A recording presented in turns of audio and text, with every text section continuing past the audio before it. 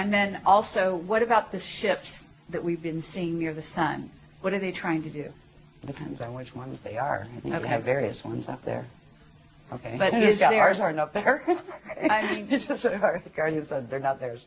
Okay, Right? but if they're there, in other words, if the sun is done, basically locked into this, then what would be the purpose of having ships there at this time? Okay, it's got 2012, 2012, 2012. There's an alignment that's occurring in 2012 that has to do with the solar core. And whether or not its planet is working, the alignment occurs. It doesn't involve the Rasha body or the dark matter template. They just said it has to do with 2012. I wonder if this has to do with what this workshop's about. See, every workshop they reveal another level of something, and this time they're revealing stuff about what they're calling the ancient arrow sites, the 12 plus 24 ancient arrow sites that the Guardians are activating this weekend. Okay. Yeah. Well, We'll know about it Monday. that brings us into the wing material, and we want to address that as well at some point. That's a better point after Monday, because that's what they're going to talk about in this workshop. Okay, well, there's a and I didn't know synchronicity there. they haven't mentioned it since Voyages was written. And I was just like, looked at some of the pictures, felt the encryption, going, oh boy, it's that stuff. Okay, pretty good. Right? Thank you. Some of it's all right, but some of it has that twist to it. But all of a sudden, I mean, what is the name of it? I don't have the thing here. It was a really funny title. No. they called the workshop the what is it? The makers of wings and other things. Okay. Yeah, and it's not just about that. And it's not the people that are involved with the wing makers site. These people are well-meaning people, and it's fascinating. They're trying to figure out what it is. Sure. But it's the particular group of the ETs that they're dealing with. These are a group of Nephilim. All right, they're called the Cortium, and they are part what is called the Necromaton Andromi hybrid with Jehovian Anunnaki. All right, the Necromaton Andromi are known as the Beetle people. All right, they had a lot to do with ancient Egypt and stuff. Yeah, and scarab worship and things, because their home form looks like that. Anyway, stop. Okay, just got anyways. Okay. Talk about wing makers later. Okay. Okay. But I don't want to offend any of the wing makers people. I'm sure they mean well. But what we didn't know is, so they're saying, okay, we're into wing makers, so I have to go look up a little bit on it and say, what is this stuff anyway? And it's, all the sites I saw have the same story, and I have about a 4-second attention span when it comes to stuff I'm really not interested in anyway. Most of the beloveds tell me I have to read it. And there's nothing there that said anything except, there might be a few other sites. There might be 7. The Guardian said they're the 7 broken arrows. We'll call them the ancient arrow sites, all of them. They're our sites. They were our sites. There are 7 of them that have been compromised, but there are 12 primary plus 24. So we're going to learn about what they are in this workshop. It's news to me, but I have a feeling they're connected to the Spanner gates, the Navajo gates. I just have a feeling. They're the one set of gates they haven't revealed the locations for, except for one. So you're They talking revealed about Spanner 24, and that corresponds to the 24 DNA and... 7. The 24 strands of DNA. Yeah. They use 12s and 24s a lot in things like Stargate configurations and that kind of thing. Usually there's primarily 12, and then there's various other increments of 12. And we have to find out what the 24 other sites are. So it's Okay. like, here we go again. I'm one of the people that really enjoys going to workshops because I like what I learn. Because I don't know the information before I go. I don't know if you know this about the presentations. No, I didn't. I'm lucky if I get an itinerary. I've walked in the workshops and gone, well, it's the orientation night. Hello, everybody. Thank you for being here. It's one of those mystery workshops. Don't know what it's about yet. I don't even have an itinerary. So right? you get downloads during the workshop? All during. Yeah. Okay. And And how then I do go you down and remember present it them. all? It comes through on a wave, and some And of it they sticks. record it? Some of it sticks. Okay. And diagrams. diagrams, many diagrams. Okay. Interesting. All right. Yeah. Very good. Yeah, but it comes through live. It's Okay, always live. we're down to 3 minutes, believe Again? it or not. I don't know what happened to this hour. I could probably but- talk forever. Yeah. Okay. What we found neat about these is the fact that, first of all, it was in direct response to the techniques that the Guardians said to do. And they didn't let us know the first time, right? They just do these projection techniques and things. And it was a big surprise, right? And then they told us the calling, how to actually call them, and they showed up again. And they are the intricate ones and that kind of stuff. But it wasn't just like one person with a camera. this was like a whole bunch of different people, some of them the first time at a workshop, you know, saying, do I want to go to workshops or not, you know, getting orb pictures. And it was just like one of those little gifts, you know, from the universe kind of thing. You go, cool, we got orbs. We never looked for orbs. They found us. But now it's becoming important because we're learning a lot more about the orbs and what it means in relation to what needs to be done for 2012. Okay. Yeah. They're teaching us how to become orb whisperers, as they say. And it's hilarious because, like, when we're doing the dancing and drumming circles, you'll see people be like, you know, dancing and stuff, and there'll be orbs like dancing up on their fingers. That's lovely. Yeah. This diagram was it's a close-up of a certain section of the maps that we showed you before that plug into the, you know, pictures that science draws of the galaxy and that kind of thing. It's showing our Milky Way system and the M31 that we're a part of in our probability set in our Vecca. And over here is the parallel Vecca. And over in this parallel Vecca, there is a cluster of fall systems. That is the black hole system called the alpha black hole system. They've created, as you can see, these probability fields, these balls within balls, overlap each other, right? And in part of their natural configuration, that there is an overlap between them. Well, what the alpha system is doing in the parallel universe is using the Metatronic Atlantean Death Star Merkaba technology to reverse, if you reverse certain currents using that technology, you can harness a certain part of the field next to you and drag it into your system. And that is what they're trying to do. This place in between here, normally they would just be normal pass-throughs, but this one is all convoluted with all sorts of implant structures that are wormhole structures. They refer to this as the dragon's eye. The word dragon comes in, actually not because of big winged creatures, but there was a race that got involved with all of this very, very far back in time called the Dragoon. And the Dragoon races took sides over which sides of the fallen ones they were going to side with. And the Dragoon races ended up with some of theirs fallen, trying to help the others. And then you ended up with ones that wanted them all exterminated, ones that wanted just the one side exterminated, ones that just wanted the other. So the dragon races are actually the Dragoon race line. It is a reptilian base race line, reptilian crossed with what are called Equerry. And Equerry are a group of the ones that originally were called Aquari before they fell. The Aquari are from the Aquarian matrix that are the hosters, the ones that are helping here. Some of them incarnated into the falling matrices to try to assist, and a group of them had, this is ancient, way like, you know, a couple billion years ago, they got ensnared in one of the fallen angelic dramas, and they ended up falling, meaning they ended up in a fall system and they lost their ascension codes. And the distinction with them is they became the Equerry, where they use the E instead of the A on the front. And do they have a memory? Will they have a memory of when they weren't fallen? It depends on the fall, honestly. It depends on, because the blank slate technology, when this thing does its whole thing, it just completely wipes you clean, where you don't remember anything. You wake up and it's like, yeah, just born here. What am I? Who am I? Where am I? That kind of thing. There are, because that happens when the transition of that fall occurs, because there is a final point of transition when the Death Star Merkaba activates and literally rips you apart and drags you into another field and then kind of assembles you in a facsimile on the other side. There are almost like time capsules that they leave for themselves, so they can refine the memory, and when you refine it and discover it somewhere else, it puts that memory back in. So they will get a facsimile of the memory that, you know, that they would have had otherwise.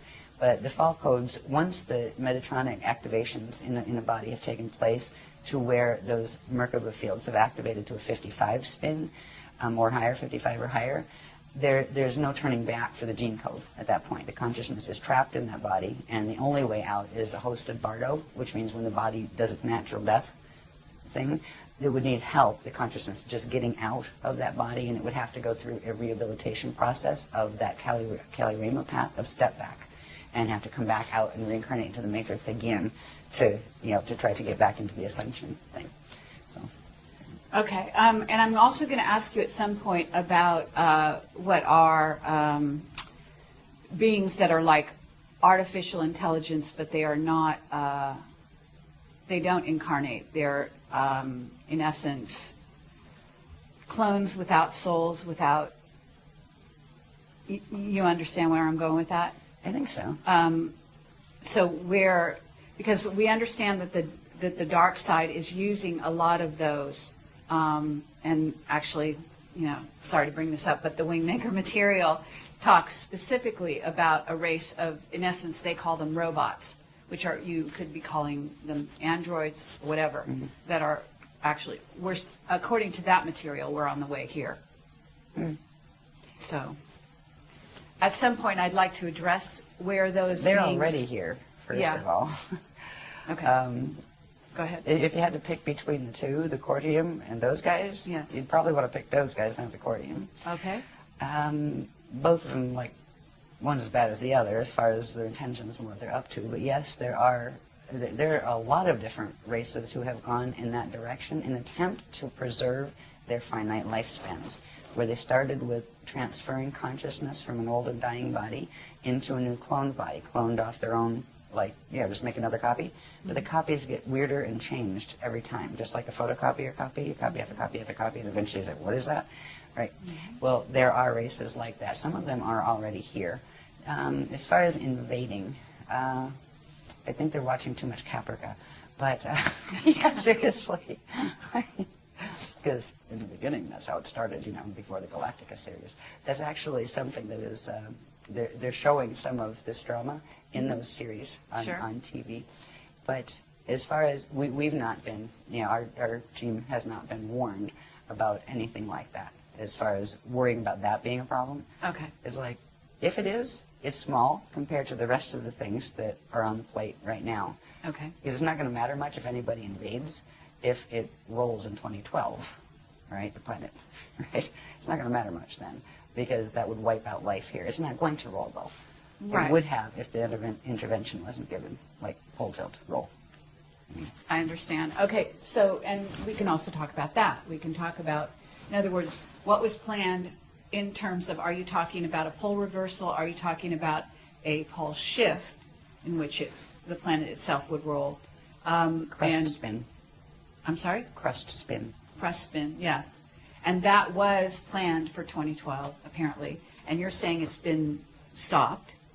Postponed. Postponed, yeah, until 2027, is it? 22's? No, it's 2230. 2230, Yeah. okay. And then what's going to happen instead? We'll talk about that when we get through these Okay. pictures, because So- these pictures will help understand what we're walking into in the first place, or what we're walking around on in the first place. And once we can understand that, then we can talk about, okay, what do you do about that? Especially when they're going to try to activate it and make all this stuff happen in 2012. There are certain things. I mean, we have really strange titles to some of our workshops. We've got Mirror in the Sky. We've got Orb Fest here. I mean, but they all mean something. There are very specialized grid dynamics that we are being taught, so we can anchor the frequencies here of the things that are actually creating buffer fields for some of this. And it's actually the fields that we're helping the Guardians to anchor. And they'd be able to anchor it alone if they were here, but you need an anchoring rod. And that's what our shield, we call it a shield, the group shield, anchors here the frequencies they send in, and they're actually giving a counter pull, so their 55 activation on the Merkaba can't go all the way in 2012. Because if it did, it would spin something called the planetary rods, and we'll see what they are in a little bit. We have a rod and a staff. Actually, we have two rods and a staff on the planet, and they are key energetic configurations. They have to do with vortices and things like that. Okay. And they have made by moving the rods before, they have, they moved it from like Pangea to whatever the next stage was, to the next stage. It breaks the crust, and it shifts it, depending on what ways you pull the rods. And you have extinctions and things happen on the surface when they do that. They're planning to move the rods again in 2012, and we're not the little people on the ground, we're just helping the Guardians to anchor it, but the Guardians are going to stop that temporarily. They can't prevent it, but they can hold it off long enough for when the gates close. When the gates close, they have to pull their energy out. When they pull their energy out, that Merkaba is going to activate. And the Metatronic Merkaba, the Death Star, will activate on this planet, or what's left of the planet by then. So that's why evacuation Okay, can be and a good that thing. is sparking more questions, but I'm going to let you go on. Okay. Right. Okay, anyway, so that was the dragons. I just wanted to show you about that. That's in between our universe, which is really they call it the metagalaxy. There's our metagalaxy, Milky Way, and M31, and the parallel. And the parallel is the alpha system that has the black hole systems there that have wormholed their way through into our system that are trying to pull our system down as quantum food. Okay. Okay, Yeah, great. next one.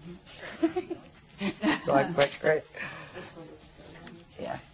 It gets into the interesting stuff now, a little closer to home, because we kind of started high in structure, right? Now Yes. working down. All right. Now, so we went from the galactic level, metagalactic level. Let's go down to the solar system level. This diagram shows the natural structure of an organic living solar system. Notice everybody has this little funny shape called, it looks like a Star of David, or six-pointed star. That is a Merkaba star. All right, it implies a Merkaba field, which would be a three-dimensional, star tetrahedronal field around them. All right, and there would be, they come in sets of 12 planets. They have specific relationships, ratios, and sizes in relation to each other and in relation to their center sun. Every one of them have gates in the center. Every one of them has a central staff of energy that it rotates around. And it has two rods, one coming out, well, the rod comes out this way, and then the chamber comes out front to back. Right? The sun would have the same thing. They all have their north pointing up and their south pointing down, right?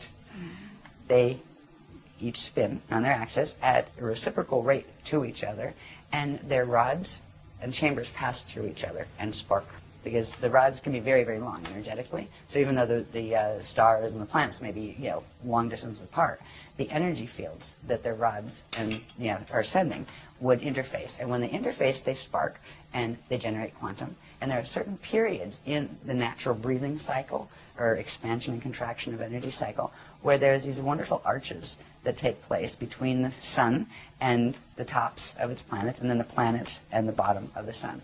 It's called the solar symbiosis cycle, and it's a natural living structure of a living solar system. And it generates its own quantum, and it expands and contracts, and all of the planets would have a chromosphere. They would look like stars. That doesn't mean you couldn't live under the chromosphere, but from the outside they would look like stars. And our system started out this way after the fall from Terra.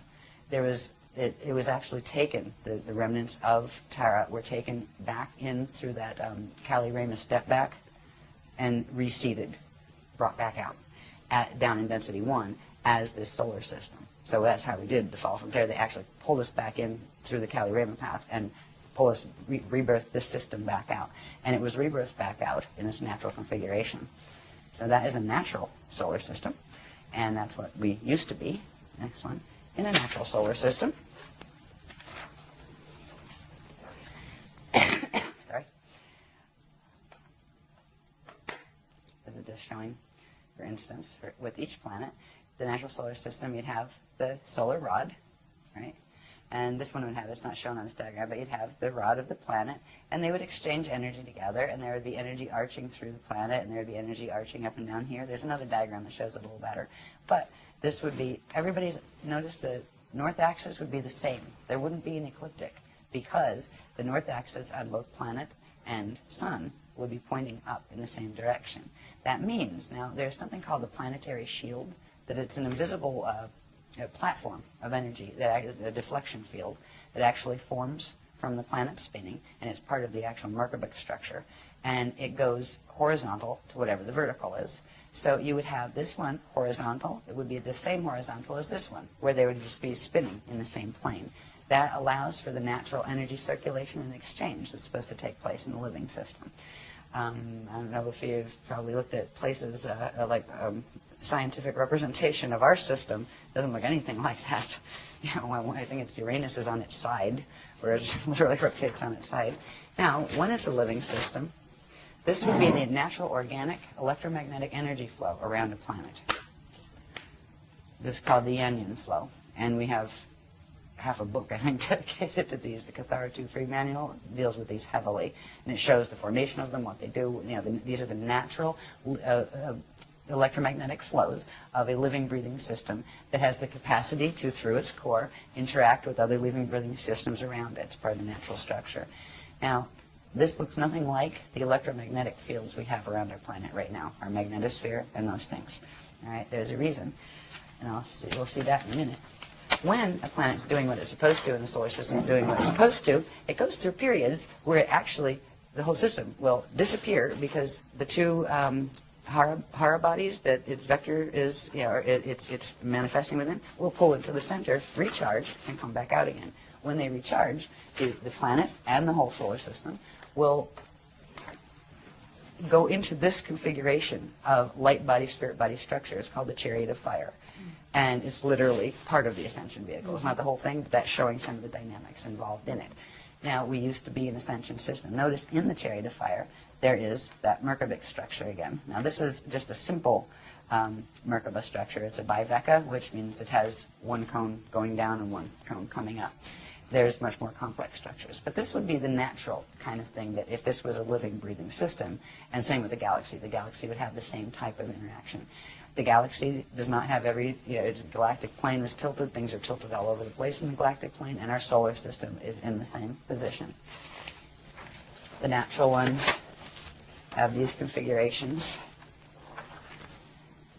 The flat plane, the solar symbiosis arches, with the breathing between them, the ability to go into chariot of fire state. This little diagram here that's on the Cathar grid shape, right, that core template shape, it has, at 45 degrees, it has two of its petals. We call this the lotus, right? These are lotus flows, they're core flows, and they allow for actually movement of, on these flows, you have a series of spheres, actually, and it allows for the movement of the spheres, so they spark, they generate quantum, and then they open up again. So it's a self-generating system. It's a perpetual motion, continually living system. All right, here again are the Yanyan flows, the natural ones, the natural Merkabah structure with a straight shield, deflection shield, and natural Merkabah. So that's what it's supposed to look like. And let's go back to the solar system level. This is a bit messy because I never had this one typeset, but at the moment, this is our solar system.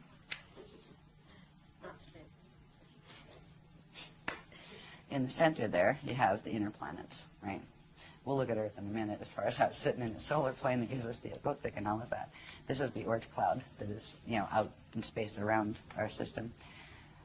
What should have been Nibiru, our 12th planet, not our 10th. It was our 12th planet. I believe Chiron was our 11th.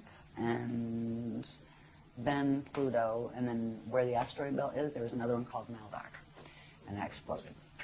So this is a mess. This solar plane is twisted here where you have Pluto's orbit, right? That's already going wacky out this way. Then you have Nibiru that actually comes in, I forget, I have the date somewhere, every 3,000, 3,600, something like that, years. On the other end of it, there is another, it's an artificial body that was actually created by squashing together fragments of planetoids and things, and partially pieces of the moon as well. This one is called Wormwood, and it was meant to counterbalance the orbit of this, and they go in and out of the density 2, I think, Sirius system. I think that's where they said it was. I have it written down. I haven't done the Nibiru stuff in a long time. But it's literally a cycling machine that was their watchtowers here. And it wasn't just so they could come in and watch us every 3,000 years or, see new information. It was to counterbalance this one. On this one, we have over here, what is the names on here? I haven't looked at these names. The Maitreya moon. And up here, I believe, was the Clarion. These were other bodies taken from elsewhere to create this. They've literally created this. These are beings that are moving planets. They're moving stars. They're like, we're worried about little grays? Seriously. I mean, at this point, whatever, go ahead and abduct me. Jeez, you'll be sorry. I'll fight back this time. No, I'm just kidding.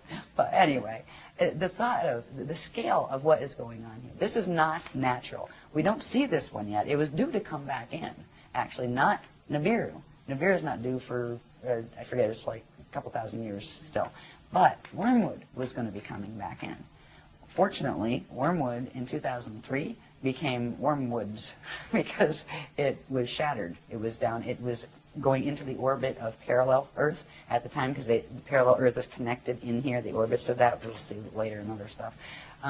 But it was at least shattered, but it is still a massive asteroid belt, or not belt, but mass. And it still potentially can come back in. If it does, it creates total havoc when it comes in. these orbits come in. I believe it's between Mars and Jupiter, I think, is where they pass up. And it causes a bit of havoc on the system. When full rip is allowed, where they come in at a certain level of density, because there's a way they play with the dimensions here where they can bring them in without totally tipping the system, without, totally wiping out the solar system. That's why they've been able to do this cycle before.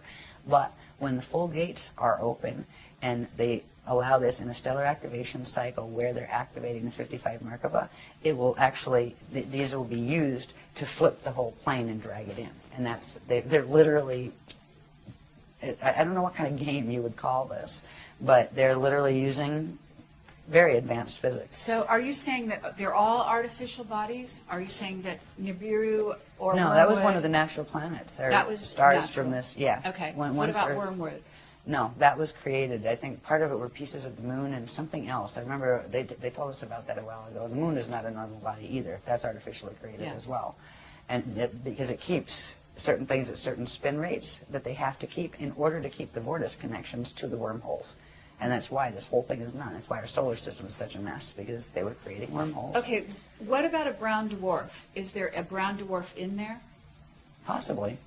I know there's white dwarfs, like Cirrus B. Brown dwarf. It's possible. I would have to ask them. Okay, so the other axis that you've got there are two other planetary bodies. What are they called? This one they call the Maitreya moon. Okay. And it was like a long time ago, a number of years ago, that they gave this particular information. So it's probably somewhere back, either like in the writings or on the videos, where they explain, what is Maitreya, where'd that come from? Because some of this stuff they actually dragged in from the parallel system to counterbalance it. Clarion, this one up here, it was related to, I think it was a piece of the other one that's, what was that? There's Clarion and there's the other one that was a normal part of here, Chiron. Right, so you have Clarion up here that I think was a piece of Chiron. Chiron used to be one of the normal ones, and I think you had Nibiru, Chiron. It was 11. Chiron used to be 11. But what's called Chiron now got stuffed down in here. Part of it got broken off, became the Clarion thing that they're using up here. And you have one of these controlled by the Wiesa-Dex black hole system, which was the Wiesa matrix that I had pointed out on those maps. You have Wiesa-Dex and Wiesa-Drax, and they don't like each other. They're fighting. You have the Anunnaki and the Omicron Draconians. They don't like each other, and they're both fighting. And then you have Wiesa-Drax that like the Draconians, and you have the Wiesa-Dex that like the Anunnaki. I mean, it's hilarious. It's sad. It's really just sad. But there are a whole bunch of groups on each side of this polarity drama. Then you have the Christics sitting in the middle going, oh boy, like we're not fighting with anybody, but what do you do when everybody's hell-bent on destroying each other? Because that's what's been happening down here for eons. So anyway, this is what our solar system looks like up here. This artificial, it's like a wobbling orbit. It's not just our planet that wobbles. There's actually a wobble created in the solar plane itself. It's actually taken the solar plane where it doesn't sit flat in the galactic plane anymore. I think it's around a 45-degree tilt to the galactic plane, and also created this thing here that through the core, and especially in the closer to the core planets like Earth and the Sun, it has harnessed how fast things spin, which means it's harnessed the time pulse. So through this device, they've been able to progressively get control over how fast things spin, so they can synchronize the spins of things over here with the things that they're trying to merge them with on the parallel side. It's a bizarre and fascinating and horrifically morbid technology, that's done technology. Now, what that creates on the planetary level, when we look at our poor little Earth sitting in the middle of this, and it's not just that this has happened on the solar level. They've also put the same type of mechanism in the planetary core and in the Stargate systems here to create the same effect, to plug our planet into that whole system. They've done it on the other planets too. The ones that don't have anything that has its axis that's not tilted the same as the sun is either in its normal place and the sun got tilted, which is part of the case here, or it's not in its right place, because they should all be sitting on a natural, vertical and horizontal plane with each other. This is what we have right now. And science tells us this is normal and this is natural. Wow, our planet's tilted about 23.5 degrees, and it does this cycle called the precession of the equinoxes. And, we've got the ecliptic shield, that cuts through. The sun's shield is here and ours, comes here. This is totally twisted. Our planet is tilted. this messes up its entire system. It's not just tilted. This one here shows at least a relatively normal-looking cathara grid inside. There's a whole set of unsacred, not sacred geometries that go with the Death Star Merkaba stuff. It has to do with the shapes of the flows. Where before we had I talked about those the arms of the petals that stood out like this, and they're at 45-degree angles, and they phase and spark and generate quantum, right? There's another one that has them pulled down like this, where they look much more like a flower. We call it the daisy of death or the bloom of doom, but they're phase locked, where they can't phase, and that means it can't generate quantum. It means it's a planet that is dying because it can't breathe. And that's one of the things, and it constricts the cathara grid at the center. And so something, I think we have one that shows that. What that also does is create a bulge at the equator where it squashes the natural spherical shape down. Hello to Earth. Is there also a correlation with the cross? In other words, the actual symbol of the cross reflecting what is in essence this frozen inability to...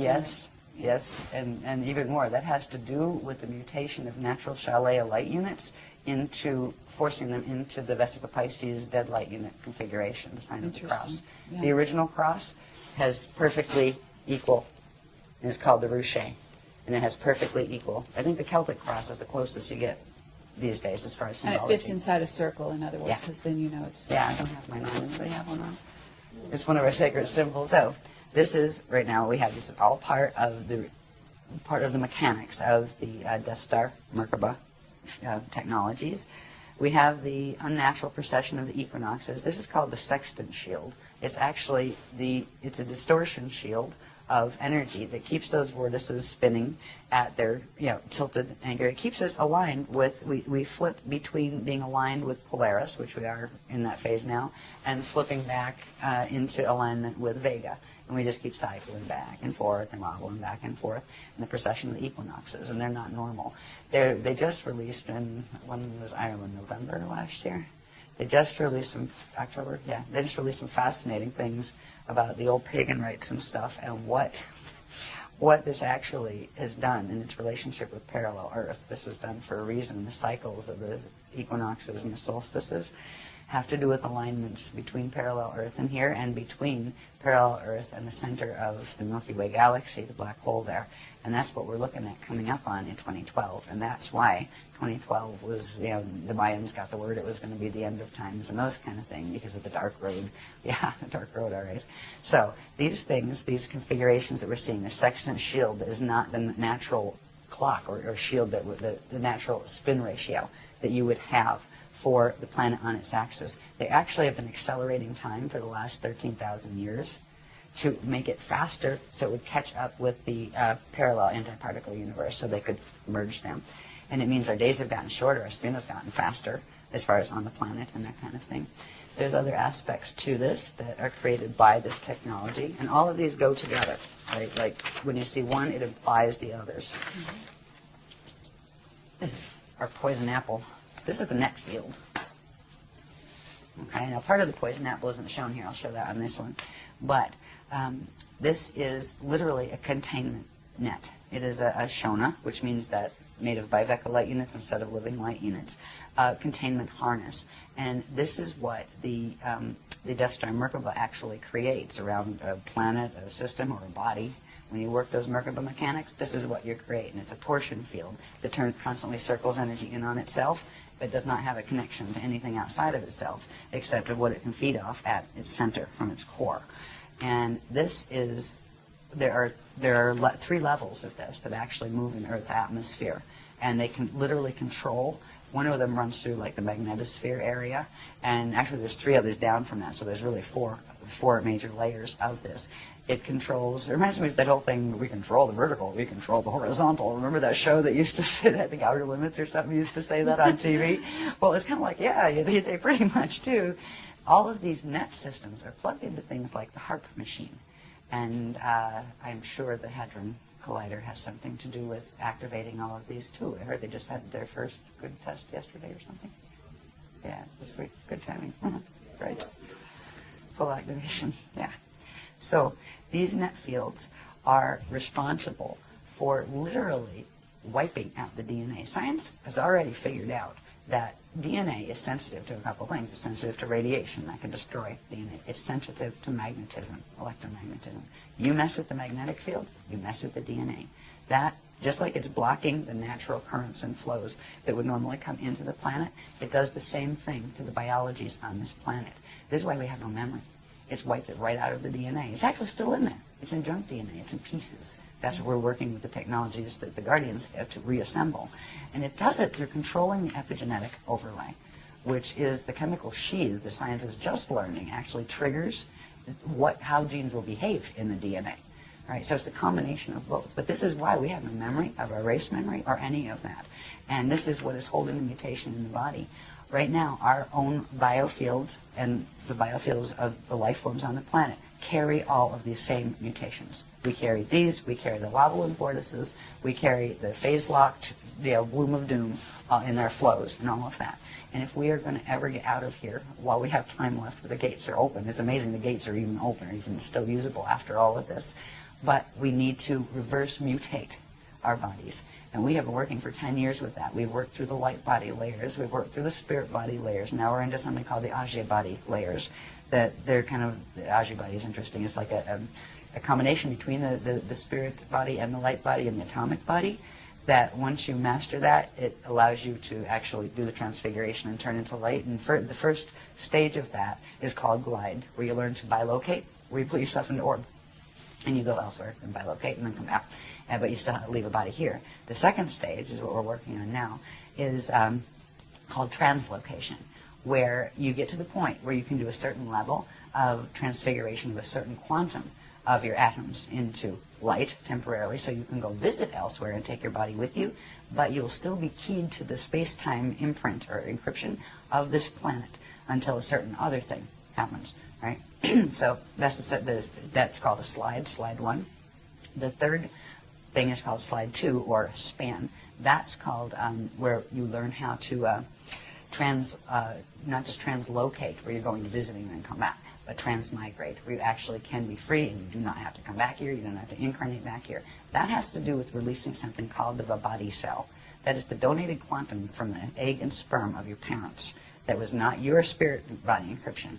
That has to be released before you can be freed from the space-time location in which those two things came together. It gets released as what's called Vibhati dust, right? So there's this whole process, anyway, involved with it. While we have this going on, we are literally, the planet is keeping us mutated because the visitors are keeping the planet mutated. And at this point, good luck fixing the planet, because look at the solar system, look at the galaxy. This problem is going on all the way up into the galactic level.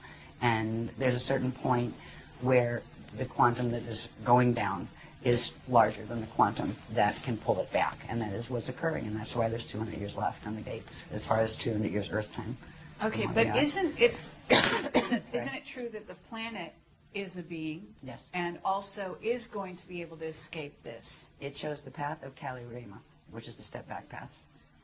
Right? So Instead it's of the going path to of fall. implode and then re-emerge. Yeah. It'll go back into that middle density that happens to be called the edons. Out here, the density, remember when we, I don't have one really, yeah, I do.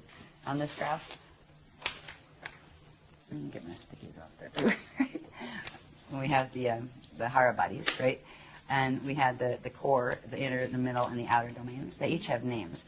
This outer domain area where we are now, where we're experiencing the Kali Yuga, that is called a radon, right? And this one is called an edon. And then this one, the inner one, is called an adon. And the core is called, what is it called? I can't even remember. It's been so long since I got this. It's the core. Leave it at the core. But anyway, you've got the dons, right? So this is the Garden of Eden, right? It's the step back to where it is innocent and pure. When you do the step back, it clears anything off your encryption that didn't belong there in the first place. And it's literally, they call it passing through the ring of fire in order to get back into the purity, and then you get to come back out again and try again. Or at least you get to try again. But I also have a question, was where is Tara in this equation? Because okay. All right, well, part of Tara is what we're sitting on. The solar system is part of Tara. The other part of Tara is when we look up in the sky and see Alcyone, the star Alcyone in the Pleiades cluster.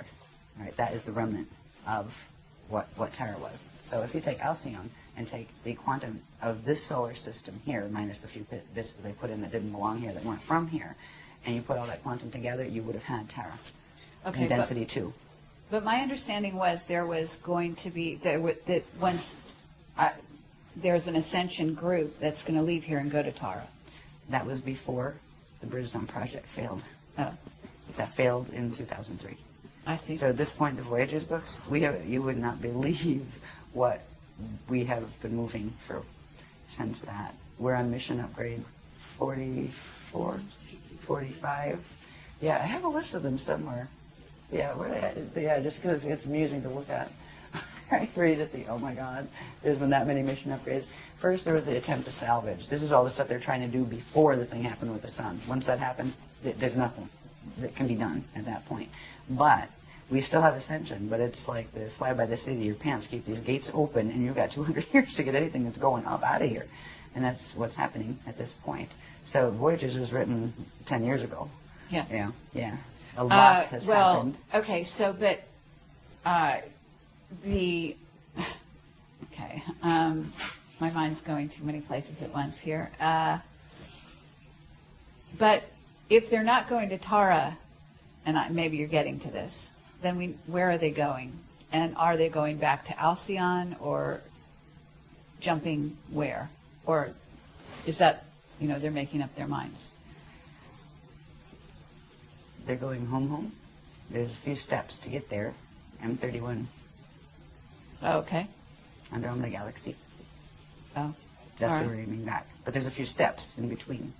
The first set of steps has to do with something simply called higher Earth. We're in the lower Earth planes. There are a set of planes that are still in predicaments. They're still connected to this mess that we've been looking at.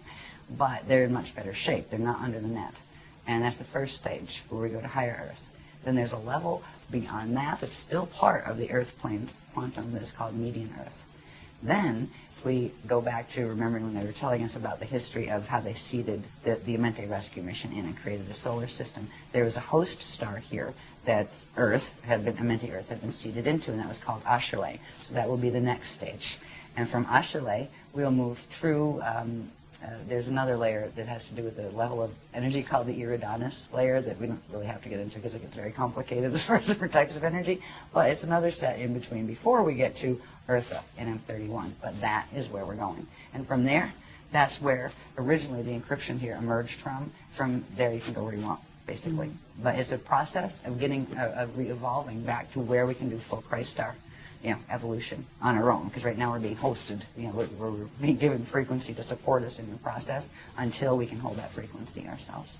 So Terra was where we were aiming until the Bridgestone project failed. And at this point in this system, since those books were written, there were intergalactic wars that were taking place here that involved what's called the E'Asha. And the E'Asha is, if you remember the maps that showed one Cathara grid and then 4 of them together with the thing at the center, right? Mm-hmm. The thing at the center is the E'Asha. That's a low Cathara grid, and that's like they call it, well, for Earth it would be like the inner Earth would be there and that kind of thing. It wouldn't be in here. It's actually up there. It's like a high level. That actually fell in one of these wars. E'Ashas can fall. The Akasha above it can't, but the E'Asha did. But what happened to the beings that were there? They've gone into various places. Some of them are in the state of here. They're doing evac. This whole system, the Vecca system, is actually being evacuated. So going vertically, the usual way, wasn't an option anymore. That's why they had to take us from just going into harmonic Merkaba states or harmonic ascension states into transharmonic, where we could actually go through and into the like the Edon domain. There's a space between the radon and the Edon. It's called the Aurora Continuum. You have to have a transharmonic Merkaba ability to be able to go through there and then come back out again someplace else. So that is the technologies they're teaching us, because vertical is not an option anymore unless you want to end up in one of the wormhole sets going down into the fall. So it's been a really rough trip since the books were written, actually. But we're all still standing, and the Guardians are still giving us the information. So probably leave on a happy note, though. Okay. Before we do a break. That's okay. Well, let's keep going. It's not much happier. Okay. As far as the poison apple fields go, this one shows the shape better. Right? You have that net field around it, but see that little shape right there? looks like an apple. Yes. That's the shape of our magnetic fields, the basic shape of our magnetic fields, even though they There's a flux crop all circle over. that looks like that. Lovely. I'm out of town. Right? This thing here, right? A lot of people are using that as their logo these days. Right.